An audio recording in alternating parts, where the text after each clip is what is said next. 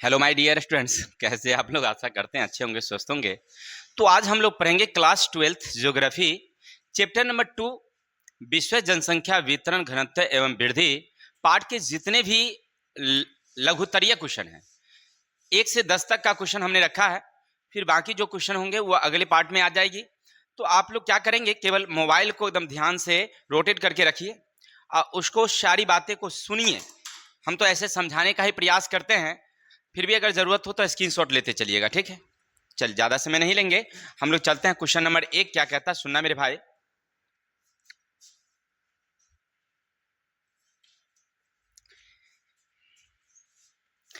आंतरिक प्रवास क्या है? अगर आपसे कोई पूछ रहा हो कि भाई आंतरिक प्रवास क्या है, तो आंतरिक का मतलब होता है देश के अंदर, अंदरे अंदरे, भीतरे भीतरे, इसका मतलब है आंतरिक।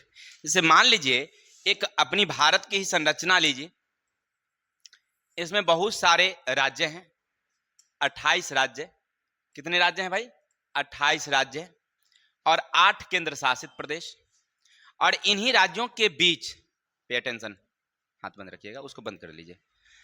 इन्हीं राज्यों के बीच मान लीजिए कोई दिल्ली से मुंबई जा रहा हो, दिल्ली से कलकत्ता जा रहा हो, कलकत्ता से कोई चेन्नई जा रहा हो, चेन्नई से कोई दिल्ली जा रही हो।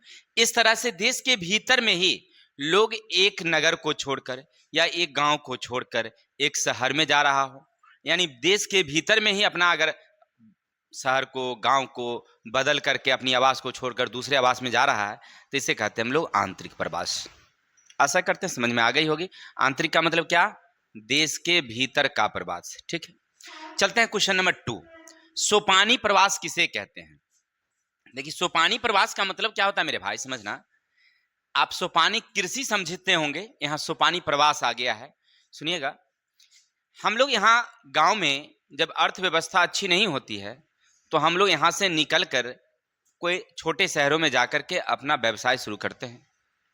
अगर मान लीजिए उस शहर से भी अगर हमें संतुष्टि नहीं मिलती है, अपने व्यवसाय को थोड़ा सा हम ऊंचा करना चाहते हैं, तो छोटे नगरों से निकलकर बड़े नगर की ओर हम रुख कर देते हैं, ठीक है।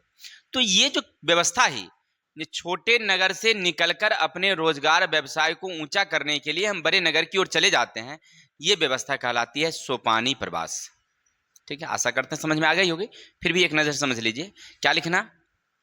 लिखना कि जब कोई व्यक्ति अपने ग्रामीण क्षेत्रों को छोड़कर अपने रोजगार व्यवसायों के लिए एक छोटे नगरों की ओर रुख करता है, वहां जाता है, वहां जाने के बाद जब उसकी रोजगार व्यवसाय बढ़ जाती है, तो अपने रोजगार व्यवसाय को और ऊंचा करने के लिए, आगे बढ़ाने के लिए वो बड़े नगरों की तरफ रुख करता है, यानी छोटे नगर से कहां चला जाता है? बड़े नगर।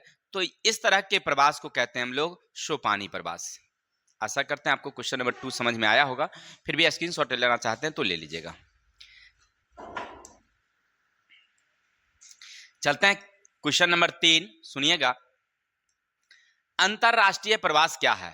देखिए, अंतरराष्ट्रीय का मतलब होता है एक देश से दूसरे देश।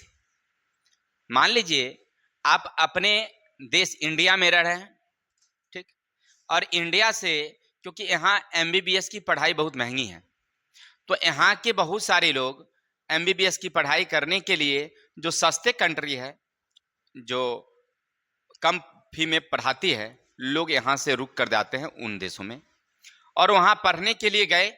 तो ये क्या है? अंतरराष्ट्रीय प्रवास है। और वो 5 साल की पढ़ाई करने के बाद वापस रिटर्न फिर इंडिया में आ जाते हैं। तो ऐसे प्रवास को क्या बोलेंगे हम लोग? अंतरराष्ट्रीय प्रवास। या मान लीजिए हम अपनी व्यापार के लिए या हम अपनी रोजगार के लिए हम क्या करते हैं, अपने देश से निकलकर किसी दूसरे कंट्री में जाते हैं और व्यापार करते हैं, रोजगार करते हैं। तो ऐसे प्रवास को कहते हैं हम लोग अंतरराष्ट्रीय प्रवास। मान लीजिए हमारे गांव का एक व्यक्ति है जो प्रिंटिंग प्रेस में काम करती है और उसे कंपनी ने 3 साल के लिए इंग्लैंड भेज दिया। तो अब 3 साल के लिए वो इंग्लैंड में रह रहा है, उसका घर परिवार तो यहाँ गांव में है, लेकिन वो 3 साल के लिए कहाँ रह रहा है? इंग्लैंड में। फिर 3 साल बाद वापस अपनी इंडिया में आ जाता है। तो ऐसे प्रवास को क्या बोलेंगे हम लोग?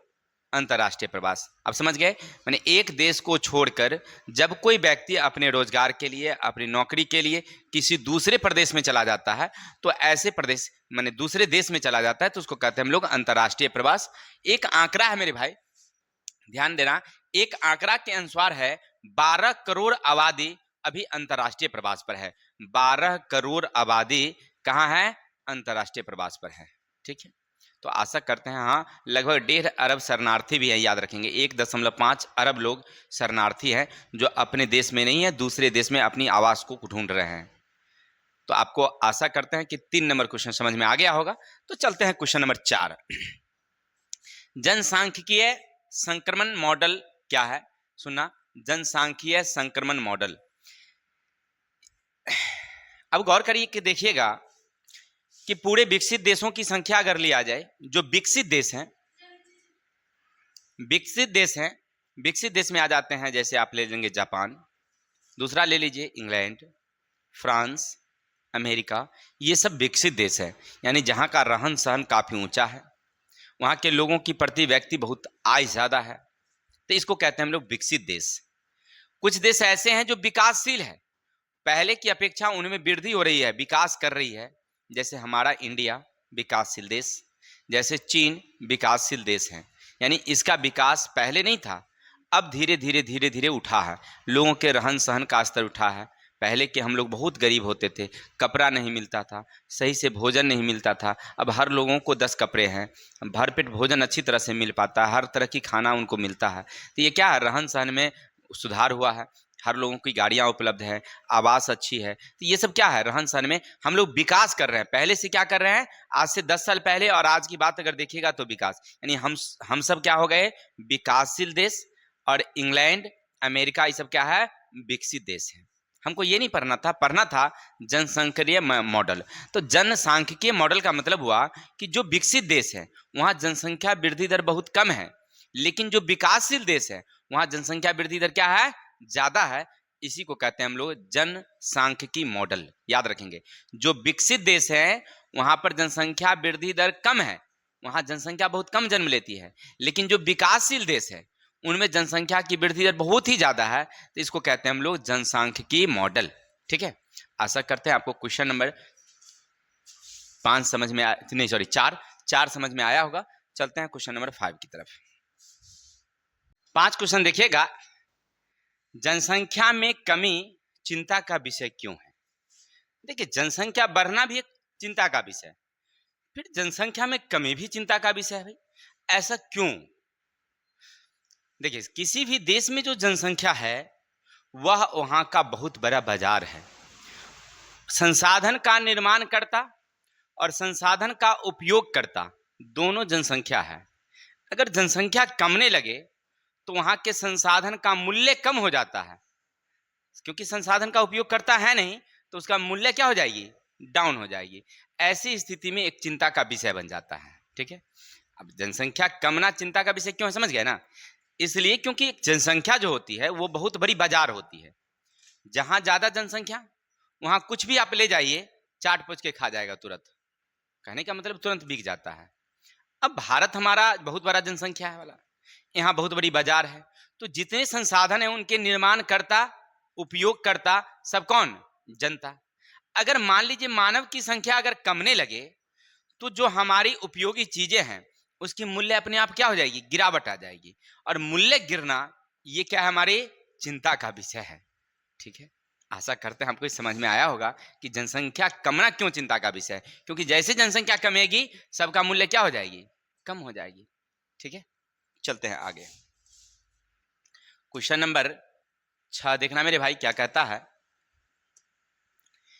वर्तमान जनसंख्या वृद्धि दर से विश्व के प्रमुख देशों की जनसंख्या कब दुगनी हो जाएगी?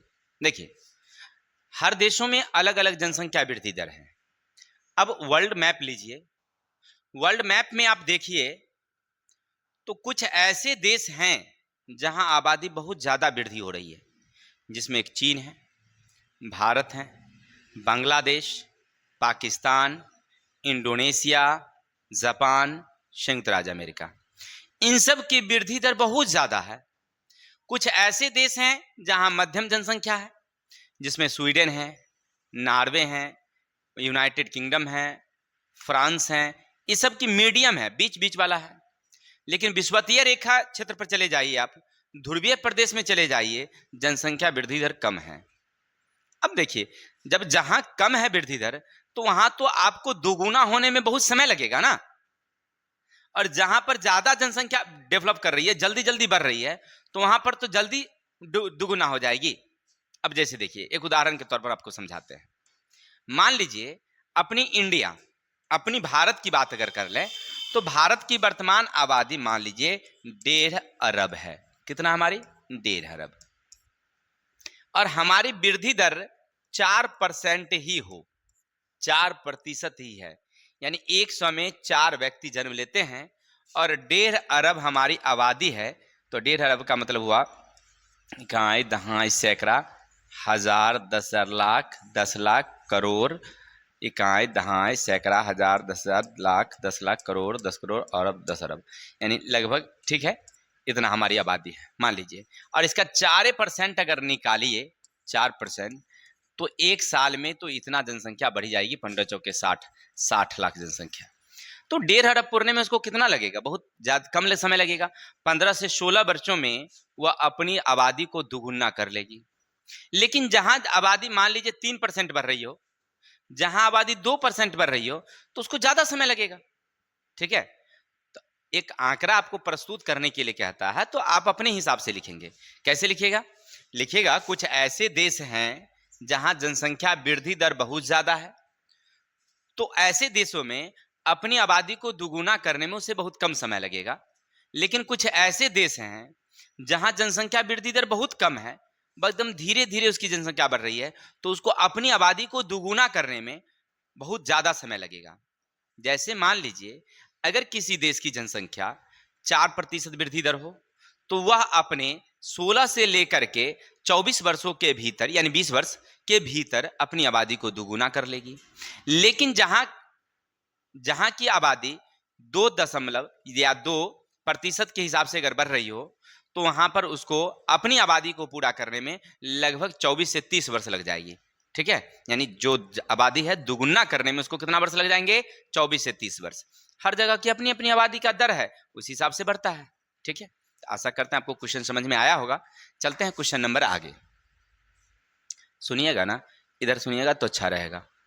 जन्म दर को प्रभावित करने वाले कारक मुख्य रूप से आर्थिक, सामाजिक और सांस्कृतिक होते हैं, भौतिक नहीं। देखिए, किताब में हमने पढ़ा कि हमारी जन्म घनत्व को प्रभावित करने वाली या हमारी वृद्धि को प्रभावित करने वाले कुछ कारक हैं, जिनमें है भौतिक कारक। नहीं, तो भौतिक कारक हमने देखा था कि जहाँ जल की उपलब्धता है, जहाँ मिट्टी अच्छी है, तो ये हमारी जनसंख्या के वितरण को प्रभावित करती है। लेकिन जन्म दर की अगर बात करें, तो जन्म दर को प्रभावित करती है कौन? तो याद रखिएगा, आर्थिक कारण, सामाजिक कारण। ठीक है, ये हमारी भौतिक कारण जन्म दर को नहीं प्रभावित करती है। पानी ज्यादा जहां रहेगी वहां ज्यादा जनसंख्या जन्म लेगी, ऐसी कोई बातें नहीं है। जहां मिट्टी अगर समतल है वहां ज्यादा जनसंख्या जन्म लेगी, ऐसी बातें नहीं है। जहां ज्यादा जन्म लेगी, जहां आर्थिक व्यवस्था हो, आर्थिक व्यवस्था यानी अर्थ, पैसा। मान लीजिए कि अपने देश की अगर बात करें, तो हमारी अर्थव्यवस्था कमजोर है, तो हमारी जनसंख्या डेवलप बहुत ज्यादा है। ठीक है, अब कहाँ मोनोपोली है थोड़ा समझिएगा। कुछ लोगों की ये मोनोपोली होती है कि हमारे अगर 6 बेटे रहेंगे और सब अगर 10-10 हजार कमाएगा, तो 60,000 का महीना होगा। 60,000 का महीना का मतलब हुआ कि साल का अगर जोड़ेंगे तब वर्ष के 72, 8 लाख का सालाना होगा। तुरंत हम 10-5 साल में क्या हो जाएंगे? अमीर हो जाएंगे। ऐसे सोच वाले बहुत सारे लोग हैं। ठीक है, परिणाम क्या होता है कि वह जनसंख्या को रोकती नहीं, बढ़ाते जाती है। मैं अपनी बात बता दूं, एक हमारी गांव की भाभी लगती थी। हम लोग अपनी रीजन में देखे कि उनको 4 बेटे और 4 बेटियां थी। फिर 9वां का नंबर लगा हुआ था, तो हम लोग एक दिन पूछे उनसे कि भाई आप ऐसा काहे कर रहे हैं? तो बोली कि ना समझते हैं ना आप लोग कि ज़्यादा रहेगा तब ना आप लोग लाठी लेके जाइएगा, तो 10 भाई रहेगा तो अब लाठी लेके। देखिए सोच कहाँ है, सो देखिए, जनसंख्या बढ़ने से परेशानी होगी, उनको ये चिंता नहीं है। उनको ये चिंता है कि 8 भाई रहेगा, 8 वो लाठी लेके चलेगा, टोला का कोई उससे नहीं बोलेगा। जनसंख्या तो बढ़ना है भाई, सोचे नहीं है तो क्या कीजिएगा। कुछ लोग ऐसे भी हैं, वो सोचते हैं कि हमारे 5 बेटे रहेंगे और पांचों जगह 5 कमा के लाएंगे। जैसे आपने अभी नए नए देखे होंगे, मोबाइल पर बता रहा है, एक औरत कह रही है कि हमारा 12 बेटा है और 12 जिला में जाकर के अपना नाम करेगा। नहीं, यानी कहने का अर्थ है कि ऐसे लोग हैं। तो यहाँ पर जन्म दर किसके कारण प्रभावित होती है? आर्थिक के कारण। यानी जहां अर्थव्यवस्था अगर अच्छी है, उच्च है, तो वहां जन्म दर क्या है? बहुत ही कम है। और जहां अर्थव्यवस्था कमजोर है, वहां जन्म दर क्या है? ज्यादा है। कोई काम नहीं है तो चलो जनसंख्या ही बढ़ाओ, काम वाला काम में लगा रहता है तो जनसंख्या बढ़ाने की उसे जरूरत है नहीं। क्या ऐसा होता है? बहुत जगह होता है। तो आशा करते समझ गए होंगे, फिर भी एक नजर देख लीजिएगा। लिखिएगा, जनसंख्या वृद्धि दर को आर्थिक कारण प्रभावित करती है। आर्थिक कारण यानी कि जहां अर्थ की व्यवस्था है, रोजगार है, अधिक लोग काम में व्यस्त रहते हैं, तो वहां पर जनसंख्या वृद्धि दर बहुत ही कम है। लेकिन कुछ ऐसे प्रदेश हैं जहां रोजगार के आय के साधन नहीं है, तो लोगों की मानसिकता होती है और वो मानसिकता के हिसाब सोचते हैं कि अधिक बच्चे जन्म रहेंगे तो अधिक जगह हुआ काम करने के लिए जाएंगे, हमें अधिक आय की प्राप्ति होगी, और इस हिसाब से वह अधिक से अधिक लोगों को जन्म देते हैं। परिणाम जन्म दर ज्यादा होती है। और सांस्कृतिक कारण जो अभी हमने बताया, कुछ लोगों की मानसिकता ये होती है कि जब हमारे घरों में जनसंख्या ज्यादा रहेगी तो कोई मोहल्ले टोले के लोग हमसे नहीं भिड़ेंगे। परिणाम क्या होगा? हम जहां कोई भी भिड़ेगा तुरंत हम लाठी से उसको हरा देंगे। ये सोच, ये सांस्कृतिक और क्या है, हमारी सांस्कृतिक और सामाजिक है। इस कारण से भी हमारी समाज की जनसंख्या वृद्धि दर क्या है? ज्यादा है, प्रभावित करती है। ठीक है, चलते हैं आगे। कुछ अफ्रीकी देशों में एड्स से प्रभाव के मृत्यु दर, जीवन प्रत्याशा में आई परिवर्तन 1990-99 को तालिका बनाकर समझाइए। देखिए, एक तालिका हमने यहां रखा है जिसमें बता रहा है आपको कि अफ्रीका के कुछ देशों में एड्स बीमारी की संख्या बढ़ रही है। ऐसे गांव में ये बीमारियां बहुत कम होती है, नहीं के बराबर होती है। शहरों में ये बहुत ज्यादा होती है। क्यों होता क्या है मेरे भाई, समझना कि शहर में क्या है कि बाहर बाहर के लोग आते हैं, जैसे विदेश के लोग, और वहां पर ये जो खुले अनैतिक यौन संबंध होता है, लड़कियां वहां पर खुले अपना यौन संबंध बनाती है। परिणाम क्या होता है कि वह एक से दूसरे, दूसरे से तीसरे, फिर गांव के लोग वहां गए, वहां फिर संबंध बनाए। इस तरह से ये बीमारियां दिन प्रतिदिन क्या हो रही है? बढ़ रही है। ये हमारे इंडिया में भी है, अन्य देशों में है, लेकिन इंडिया में गांव में अभी ये सब फैला नहीं, शहरों में ये सब बहुत है, अभी भी है। तो चलते हैं हम लोग। तो आपको अफ्रीका की बात कर रहा है कि अफ्रीका के कुछ देश बताइए, अफ्रीका महादेश की बात कर रहा है, वहाँ के कुछ देशों का नाम बताइए और वहाँ पर किस तरह से वृद्धि हुई उनका आंकड़ा दीजिए। तो आप आंकड़ा याद रखेंगे। एक देश है जिनका नाम है बोत्सवाना। इनमें एड्स पीड़ित 1000 लोग हैं वहाँ पर, जिनमें कितने लोग पीड़ित हैं? तो 36 लोग, यानी 1000 जनसंख्या में 36 लोग एड्स से पीड़ित हैं। ठीक, ये 1990 में आंकड़ा था प्रति 1011, जो 1999 में बढ़कर हो गया है कितनी? 33 हो गई है। ठीक है, अगर औसत जीवन प्रत्याशा की बात अगर करेंगे, 1990 में वो 59 था, वो घट करके कितनी हो गई है? 40 हो गई है। ठीक है, यानी जीवन प्रत्याशा घट रही है, एड्स की बीमारियां बढ़ रही है। ठीक, चलते हैं। दूसरा देश है हमारा मेरे भाई, जिनका नाम है बोत्सवाना, जो 1000 लोगों में अगर वहां गिनिएगा तो 20 लोग एड्स से पीड़ित हैं। जबकि 1990 में वहां की जो आबादी थी, वहां पर 12 लोग पीड़ित थे। अब अभी यानी 2000 हम लोग 24 में पढ़ रहे हैं, तो वहां पर 36 कितने हैं लोग? 36 पीड़ित हैं। वहां पर 1990 में 56 लोग प्रत्याशा था, वो घट करके कितना हो गया है? 42 हो गया है। ये आपको आंकड़ा याद रखना होगा। ठीक है ना, अगर परीक्षा में पूछता है तो ये सारी क्वेश्चन आपको हुबहू ट्रू याद रखना होगा कि इस तरह से जीवन प्रत्याशा में क्या हुई है? कमी आई है, और एड्स की बीमारी में क्या हुई है? बढ़ोतरी हुई है। चलते हैं, आशा करते हैं क्वेश्चन समझ में आया होगा, स्क्रीनशॉट ले सकते हैं ऐसे। चलते हैं क्वेश्चन नंबर आगे सुनना क्या कह रहा है। जनसांख्यिकीय संक्रमण के 5 प्रकार कौन है? जनसांख्यिकीय संक्रमण का मतलब होता है कहीं जनसंख्या ज्यादा क्यों है, कहीं कम क्यों है, इसके पीछे क्या वजह हो सकती है। इन सारे बातों को बताना क्या कहलाती है? जनसांख्यिकीय संक्रमण। इसका मेन कारण है आदिकालीन, यानी जन्म दर कम था। यानी प्राचीन काल में ना जन्म दर कम था, लोग जनसंख्या बढ़ती थी, लेकिन जिस दर से अभी बढ़ रही है उस दर से नहीं बढ़ती थी, धीरे धीरे बढ़ रहा था। दूसरा कारण है युवा जनसांख्यिकीय, जन्म दर में तीव्र वृद्धि, यानी युवा जब रहेगा तो समझ ही रहे हैं, युवा आगे पीछे तो देखता नहीं है, सीधा जन्म देते चला जाता है। तो ये क्या है, युवा जहाँ की स्थिति युवाओं की संख्या ज्यादा है वहां जन्म दर, अब हमारी भारत में युवाओं की संख्या ज्यादा है तो जन्म दर ज्यादा है, ठीक है। जहां पर युवाओं की संख्या कम है जन्म दर कम है। चलते हैं, कहीं पर घटती आबादी के कारण निम्न परिवर्तनशील और समान दर, यानी जन्म दर और मृत्यु दर जब बराबर होती है तो ये 5 कारण हैं जो जनसंख्या संक्रमण को प्रभावित करती है। फिर समझना, यानी कहीं जनसंख्या ज्यादा है, कहीं कम है, कभी ज्यादा थी कभी कम होती है, इसका क्या वजह हो सकता है, तो ये 5 कारण है। पहला है हमारी आदिकालीन, पहले लोगों की जनसंख्या जन्म दर बहुत कम थी, लेकिन बाद में जब युवाओं की संख्या बढ़ने लगी तो जन्म दर क्या होने लगा, बढ़ने लगा। लेकिन जब आवास में अच्छी सुविधा उपलब्ध नहीं हुई तो लोग यहाँ से छोड़ करके दूसरे आवास में जाने लगे, तो ये क्या हो गई, घटती हुई आबादी हुई। निम्न परिवर्तनशील, जब वहां के रहन सहन में अच्छा नहीं हुआ तो कुछ लोग अपनी आवास को क्या कर दिए, छोड़े हैं।